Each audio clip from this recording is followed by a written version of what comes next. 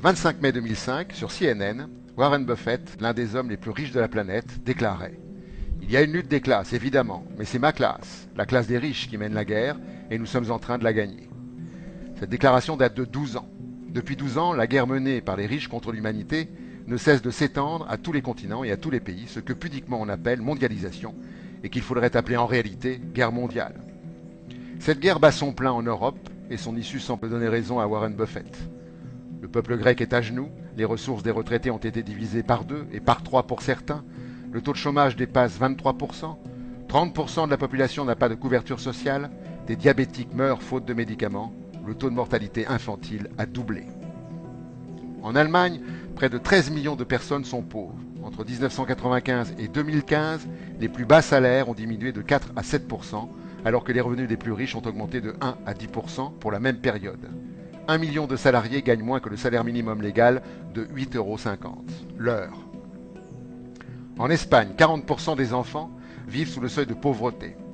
Selon l'Institut des statistiques espagnoles, la protection sociale des familles et des enfants a baissé de 11,5 milliards d'euros entre 2009 et 2015. Aujourd'hui, dans ce pays, on dénombre 360 000 millionnaires.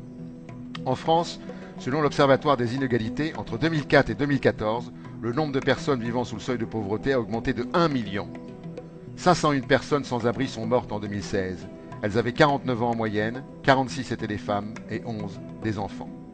Pendant ce temps, selon le Figaro, la France compte 39 milliardaires dont la fortune s'élevait à 245 milliards de dollars, en augmentation de 21% par rapport à 2016, et 2017 n'est pas fini. Le président Macron tente de donner le coup de grâce. En bon caporal, il mène la guerre contre ses concitoyens et il semble vouloir être impitoyable. Diminution des APL de 5 €, baisse de 200 millions d'euros par an pour les maisons de retraite publiques, exemption des patrimoines financiers de l'ISF. M. Macron ne se cache pas et montre ostensiblement son amour pour le riche et pour le clinquant. Réception de toute urgence de Bono, leader du groupe U2, et de Rihanna. Affectation d'un budget pour sa méritante épouse estimée par RTL entre 5 et 7 millions d'euros par an. L'urgence de M. Macron et de son monde est de vaincre le pauvre pour qu'on s'en silence soit sa reddition, face au nouveau seigneur d'une féodalité revancharde et sans pitié. The extreme rich are clearly winning. I mean, if you look at the Forbes 400, they had an aggregate net worth of $92 billion in 1982.